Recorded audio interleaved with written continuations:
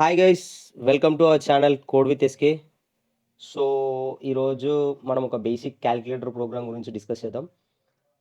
రీసెంట్గా మనం లాస్ట్ వీడియోలో స్కానర్ గురించి మాట్లాడుకున్నాం. అది ఎక్కడ యూస్ చేస్తాం, ఎలా యూస్ చేయాలి, అసలు స్కానర్ క్లాస్ అంటే ఏంటి, దాని గురించి డిస్కస్ చేసాం. అండ్ మీరు ఇంతవరకు ఆ వీడియో చూడకపోయి ఉంటే నేను డిస్క్రిప్షన్లో లింక్ ఇస్తాను, లేకపోతే ఇక్కడ పైన కార్డ్స్లో ఇస్తాను, చూడండి అది. అండ్ అంతకన్నా ముందు మనం డెసిషన్ మేకింగ్ స్టేట్మెంట్స్ గురించి తెలుసుకున్నాం. అండ్ అదేవిధంగా డేటా టైప్స్, వేరియబుల్స్, వీటన్నిటి గురించి తెలుసుకున్నాం కదా. సో వాటన్నిటిని యూస్ చేసి మనం ఒక సింపుల్ క్యాలిక్యులేటర్ ప్రోగ్రామ్ చేద్దాం. సో క్యాలిక్యులేటర్ ప్రోగ్రామ్ అంటే మీకు తెలిసే ఉంటుంది గైస్. అసలు మనం క్యాలిక్యులేటర్లో ఏం పర్ఫామ్ చేస్తాం? ఆపరేషన్స్ పర్ఫామ్ చేస్తాం కదా. సో ఆపరేషన్స్ కూడా నేను రీసెంట్గా ఒక వీడియో చేశాను ఆపరేషన్స్ గురించి. అర్థమెటిక్ ఆపరేషన్స్, లాజికల్ ఆపరేటర్స్ అని చెప్పేసి ఒక చేశాను. సో మీరు ఇప్పటివరకు ఆ వీడియో చూడకపోయి ఉంటే అది కూడా ఒకసారి చూడండి. అండ్ నార్మల్గా మనం క్యాలిక్యులేటర్లో ప్రతి అంటే మొబైల్స్లో క్యాలిక్యులేటర్ అనేది అప్లికేషన్ ఉంటుంది. సో అందులో మనం పర్ఫామ్ చేస్తాం కదా, ఎడిషన్ కానీ, సబ్ట్రాక్షన్ కానీ, డివిజన్ కానీ, మల్టిప్లికేషన్ కానీ. సో ఈ 4 అయితే బేసిక్ కదా. సో ఆ 4ని మనం జావాలో ఎలా పర్ఫామ్ చేయాలి అనేది ఈ ప్రోగ్రామ్ ద్వారా తెలుసుకుందాం. సో నేను నార్మల్గా ఇంతకుముందు ఏం చేసేవాడిని, స్టాటిక్ వాల్యూస్ ఇచ్చేవాడిని కదా. ఇంట్ తీసుకొని, ఇంట్ డేటా టైప్ తీసుకొని దానికి స్టాటిక్ వాల్యూస్ ఇచ్చేవాడిని, 10 20 అని చెప్పేసి. సో మనం లాస్ట్ వీడియోలో మనం స్కానర్ గురించి మాట్లాడాం కదా. సో మనం ప్రతిది కూడా ఇప్పుడు డైనమిక్గా ఇచ్చేసి డైనమిక్ వాల్యూస్ తీసుకొని, సో ఆ డైనమిక్ వాల్యూస్ నుంచి మనము ఎడిషన్ కానీ, సబ్స్ట్రాక్షన్ కానీ, అండ్ మిగతావి డివిజన్ కానీ, మల్టిప్లికేషన్ కానీ చేద్దాం. సో నేను దానికోసం ఫస్ట్ స్కానర్ క్లాస్ తీసుకుందాం. ఓకేనా. సో మనం స్కానర్ క్లాస్ తీసుకోవాలంటే ఫస్ట్ దాన్ని ఇంపోర్ట్ చేసుకోవాలి కదా. యూటిల్ ప్యాకేజ్లో ఉంటుంది స్కానర్ క్లాస్. సో ఫస్ట్ దాన్ని ఇంపోర్ట్ చేసుకోవాలి. Import Java dot util dot scanner. So మనం ఇంపోర్ట్ చేసుకున్నాం. ఇంపోర్ట్ చేసుకున్న తర్వాత ఈ స్కానర్ క్లాస్కి ఒక ఆబ్జెక్ట్ క్రియేట్ చేయాలి. సో నేను క్రియేట్ చేస్తాను చూడండి. SCANNER scanner, SCAN scan is equals to new scanner. So scanner అంటే మనం చెప్తాం కదా. అండ్ ఇందులో మనం ఆర్గ్యుమెంట్ పాస్ చేస్తాం కదా, సిస్టమ్ డాట్ ఇన్ అని చెప్పేసి. సో మీకు సిస్టమ్ డాట్ ఇన్ అని ఎందుకు పాస్ చేయాలనేది నేను స్కానర్ ట్యూటోరియల్లో ఆల్రెడీ చెప్పాను. సో మీరు ఒకసారి ఆ వీడియో చూడండి. సో నెక్స్ట్ ఇక్కడ నేను అవుట్ ప్రింట్ చేస్తాను అనమాట, అవుట్. సో యూజర్కి మెసేజ్ ఇస్తున్నాను అనమాట, ఒక వాల్యూ ఎంటర్ చెయ్యి అని చెప్పేసి. So enter first number. So వాడికి ఫస్ట్ నెంబర్ ఎంటర్ చెయ్యి అని చెప్పేసి నేను వాడికి అవుట్ ప్రింట్ చేశాను అనమాట. సో దాని తర్వాత వాడు ఒక నెంబర్ ఎంటర్ చేస్తాడు. ఆ నెంబర్ని నేను ఎక్కడ స్టోర్ చేయాలి? సో ఆ నెంబర్ అంటే మనం ఎందులో స్టోర్ చేస్తాం? ఇంటీజర్లో స్టోర్ చేస్తాం కదా. సో ఇంట్ num1 అని చెప్పేసి తీసుకుందాం.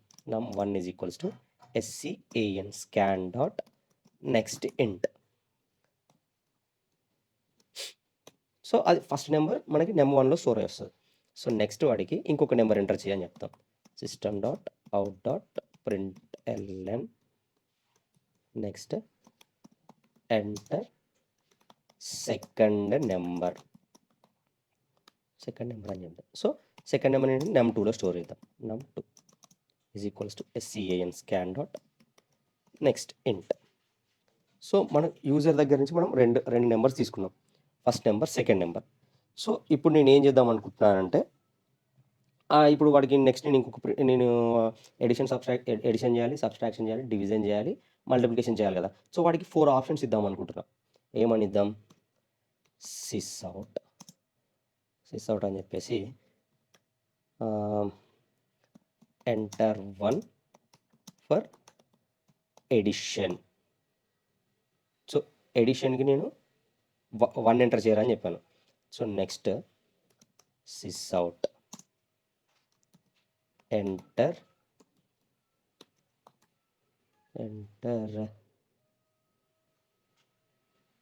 TR కదా, enter 2 for subtraction and sys out enter 3 for multiplication and sys out enter 4 for division. So ఈ 4 ఆపరేషన్స్ పర్ఫామ్ చేయడానికి వాడికి నేను 4 ఆప్షన్స్ ఇచ్చాను అనమాట. సో వాడు 1 ఎంటర్ చేసాడు అనుకోండి, నేను ఎడిషన్ అంటే తెలుసు కదా, ప్లస్ ప్లస్ చేయడానికి వాడికి మనము ఇవ్వాలన్నమాట. సో వాడు 2 ఎంటర్ చేశాడనుకో, వాడిచ్చిన 2 వాల్యూస్‌కి సబ్‌స్ట్రాక్షన్ జరగాలి. వాడు ఇప్పుడు 3 ఎంటర్ చేశాడనుకో, వాడిచ్చిన 2 వాల్యూస్‌కి మల్టిప్లికేషన్ జరగాలి. 4 ఎంటర్ చేస్తే ఆ 2 వాల్యూస్‌కి డివిజన్ జరగాలన్నమాట. సో అలా నేను వాడికి ఫస్ట్ ఒక 4 ఆప్షన్స్ ఇచ్చానన్నమాట. సో వాడిప్పుడు 1 ఎంటర్ చేశాడనుకోండి. 1 గాని, 2 గాని, 3 గాని ఎంటర్ చేశాడనుకుందాం. సో దాన్ని మనం ఎక్కడ తీసుకోవాలి? num3లో స్టోర్ చేసుకోవాలి. కదా! అంటే ఇప్పుడు వాడు ఏదన్నా ఒక నంబర్ ఎంటర్ చేస్తాడు వాడు 1 గాని, 2 గాని, 3 గాని, 4 గాని. సో ఆ నాలుగిట్లో ఏ నంబర్ అని ఎంటర్ చేస్తే దాన్ని మనం ఫస్ట్ ఒక దాంట్లో స్టోర్ చేసుకోవాలి కదా! సో దానికోసము నేను ఇంకొక ఇంట్ తీసుకుంటున్నాను. ఇంట్ num3 అని చెప్పేసి తీసుకున్నాను. num3 is equals to scan dot next ఇంట్ అని చెప్పేసి తీసుకున్నాననమాట. సో ఈ num3లోకి ఏమొస్తదో మనకి, వాడిక్కడ ఏ నెంబర్ అయితే ఎంటర్ చేస్తాడో, ఇక్కడ వాడు 1 ఎంటర్ చేయొచ్చు, 2 ఎంటర్ చేయొచ్చు, 3 ఎంటర్ చేయొచ్చు, 4 ఎంటర్ చేయొచ్చు. ఇందులో ఏ నెంబర్ ఎంటర్ చేసినా సరే, ఆ వచ్చిన నెంబర్ మనకి ఈ num3లో స్టోర్ అయిద్దనమాట. సో ఇప్పుడు నేను నార్మల్‌గా చెక్ చేస్తాను అనమాట ఇప్పుడు. ఇప్పుడు మనకి డెసిషన్ స్టేట్మెంట్స్ ఉన్నాయి కదా! So if num3 equals to 1 అనుకో. ఈక్వల్స్ టు 1 అయితే నాకు వాడిచ్చిన 2 నెంబర్స్ ఉన్నాయి కదా! Number 1 and number 2. అవును కదా! ఆ నంబర్ 1 అండ్ నంబర్ 2 ప్లస్ అయ్యి మనకి ప్రింట్ అవ్వాలనమాట. సో సిస్అవుట్ అని చెప్పేసి ఇక్కడ నేను num1 ప్లస్ num2 అని చెప్పేసి ప్రింట్ చేస్తా. సో ఇప్పుడు దీన్ని ఒకసారి ప్రోగ్రామ్‌ని రన్ చేసి చూద్దాం. సో మనకు ఆన్సర్ ఏమొస్తుందో చూద్దాం ఒకసారి. సో నేను ఇక్కడ రన్ చేస్తున్నాను. మరి ఇక్కడ కన్సోల్‌లో చూడండి. ఎంటర్ ఫస్ట్ నెంబర్ అని అన్నది కదా! నేను 20 ఎంటర్ చేస్తా. సో నెక్స్ట్ నాకు ఎంటర్ సెకండ్ నెంబర్ అన్నది. మళ్ళీ 20 ఎంటర్ చేస్తా. కిందకొచ్చింది. కిందకొచ్చిన తర్వాత మనకి ఇక్కడ 4 ఆప్షన్స్ చూపించాయి చూడండి గైస్. ఇక్కడ మనకి 4 ఆప్షన్స్ ఉన్నాయా? First, second, 3, 4. సో నేను ఇక్కడ ఫస్ట్ 1 ఎంటర్ చేస్తాను. 1 ఎంటర్ చేసి ఎంటర్ కొట్టాను. సో నాకు 1 ఎంటర్ చేయంగానే ఏమైంది, ఇక్కడ num3 ఈక్వల్స్ టు 1 అయితే నేను దీన్ని ఎడిషన్ ఆపరేషన్ పర్ఫామ్ చేశాననమాట. సో నేను ఫస్ట్ ఎంటర్ చేసిన ఆ 20 అండ్ 20 ఈ 2 ప్లస్ అయిపోయి నాకు 40 అనేది ప్రింట్ అయిందనమాట. సో ఇంతే గైస్. మళ్ళీ నెక్స్ట్ నేను ఏం చేస్తాను, మళ్ళీ ఇఫ్ కండిషన్ తీసుకుంటాను. ఇంకొక ఇఫ్ కండిషన్ తీసుకుందాం. సో ఇంకొక ఇఫ్ కండిషన్ తీసుకుందాం. ఎల్స్ ఇఫ్ సారీ ఇఫ్ తీసుకొని num3 equals to 2. So equals to 2 అయిందనుకోండి. సబ్‌స్ట్రాక్షన్ చేయాలి కదా! సో దీన్ని కాపీ ఇలా పెట్టేసి num1 మైనస్ num2. సో ఇప్పుడు 3 అయిందనుకోండి. 3 అయితే ఏం కావాలి మనకి, మల్టిప్లికేషన్ జరగాలి. సో దీనికి నేను మల్టిప్లికేషన్ ఇస్తాను అనమాట. సో నెక్స్ట్ ఇది ఉంది 4. సో 4 అంటే నాకు డివిజన్ జరగాలన్నమాట.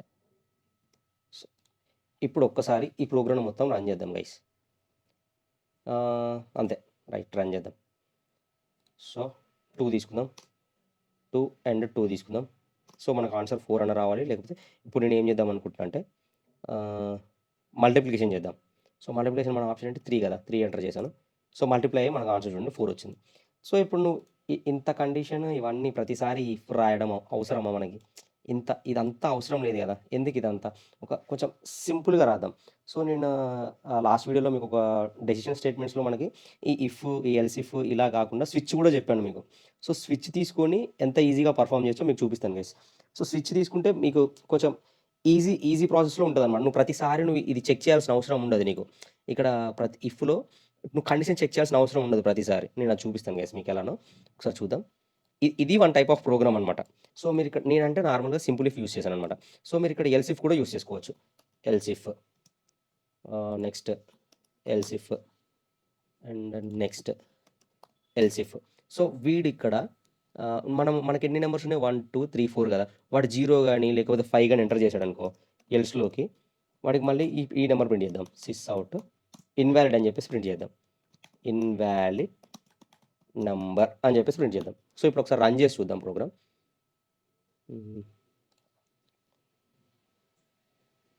రన్ చూడండి గైస్.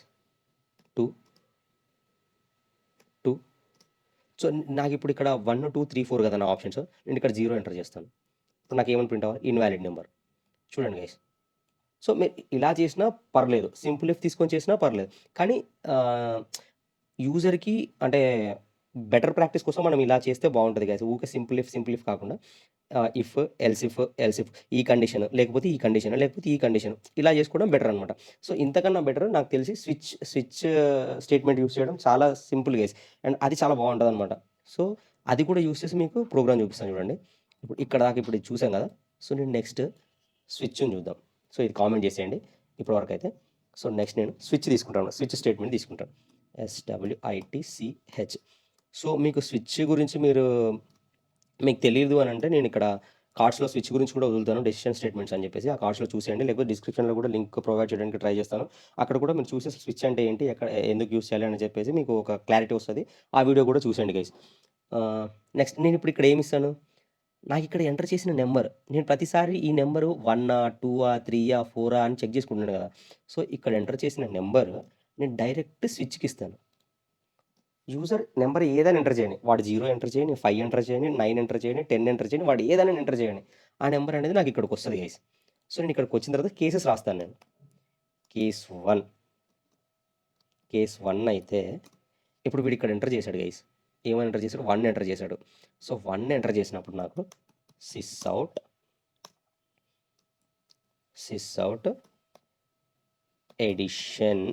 ఎడిషన్ అని చెప్పేసి ఎడిషన్ ఈజ్ ఈక్వల్స్ టు అని చెప్పేసి 1 ప్లస్ నంబర్ 2. సో, నాకు ఇక్కడ అర్థమెటిక్ ఆపరేషన్ అంటే ఇక్కడ ఎడిషన్ పర్ఫామ్ చేసిన కేస్ 1లో. సో, కేస్ 1లో నేను ఇక్కడ ఎడిషన్ ఆపరేషన్ రాసాను గైస్. సో, నెక్స్ట్ మనం బ్రేక్ కీవర్డ్ యూజ్ చేయాలి గైస్. ఎందుకు యూజ్ చేయాలి అనంటే నువ్వు ఇప్పుడు ఇక్కడ బ్రేక్ కీవర్డ్ యూజ్ చేయలేదనుకో, నువ్వు ఇక్కడ ఇప్పుడు 4 కేసెసో 5 కేసెసో సంథింగ్ ఎన్నో కేసెస్ రాస్తావు. రాసిన తర్వాత మనకి ఇక్కడ సంథింగ్ ఎంతో నెంబర్ వస్తది. నువ్వు 1 అని ఎంటర్ చేసావనుకో, నీ 1తో పాటుగా దీని కిందున్నవి కూడా ప్రింట్ అయిపోతా ఉంటాయన్నమాట. సో, మనకు అలా ప్రింట్ అవ్వకూడదు కదా! నీకు ఒక కండిషన్ సాటిస్ఫై అయింది అంటే ఆ బ్లాక్‌లో ఉన్న కోడ్ ఎగ్జిక్యూట్ అయిపోయి దాని తర్వాత నుంచి మళ్ళీ బయటకొచ్చేసేయాలన్నమాట. సో, దానికోసం మనం ఇక్కడ బ్రేక్ కీవర్డ్ యూజ్ చేస్తామన్నమాట. BREAK break. EAK break. So, next case 2. Case 2లో సేమ్ ఇదే సిస్అవుట్ సబ్‌స్ట్రాక్షన్ కదా మనకి కేస్ 2లో. వాడు 2 ఎంటర్ చేస్తే మనకు జరగాల్సింది ఏంది? Subtraction is equals to num1 minus num2 ఇంతే కదా! సో, నెక్స్ట్ కింద ఏం చేయాలి? బ్రేక్ కీవర్డ్ ఇచ్చేసేయాలి. Break BREAK break. So, next నేను ఇదే కాపీ చేసి కింద పేస్ట్ చేద్దాం. Copy paste. సో, కేస్ 3 కదా! కేస్ 3 అంటే మనకి ఏం జరగాలి? మల్టిప్లికేషన్ కదా!